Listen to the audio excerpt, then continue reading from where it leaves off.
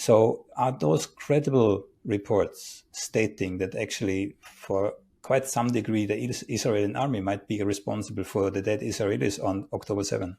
Yes, and there are two reasons for this. One is the Israelis lacked discipline and the training necessary to respond effectively to the hostage-taking that Hamas carried out. Undisciplined fire by helicopters with Hellfire missiles or by tanks with incendiary rounds directed at buildings is what happened. And this is a disgrace in military terms, and it adds to the diminution of the reputation the Israeli Defense Forces have had for military discipline and expertise. But the second reason is something called the Hannibal Directive.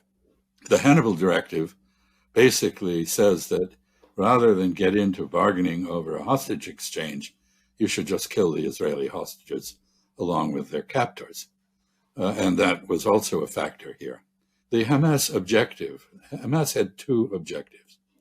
One was to put the Palestinian self-determination issue back on the global agenda, and they have succeeded.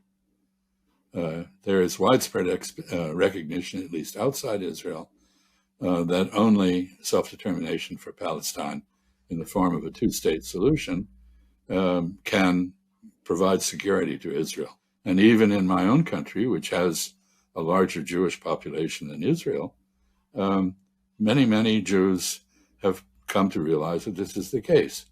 Younger Jews in particular in the United States, I don't know about the Netherlands, but in the United States are very disillusioned with Zionism and don't want to be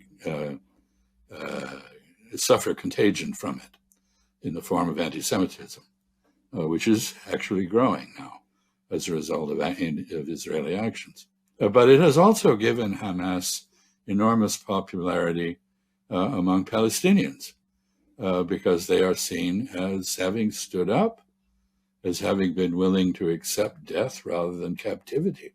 And I don't think what Israel is doing in Gaza will be remembered fondly by anyone in future. When people think of Israel in the past, they thought of it as a refuge for the victims of the Holocaust. Now they will think of it as the home of perpetrators of genocide.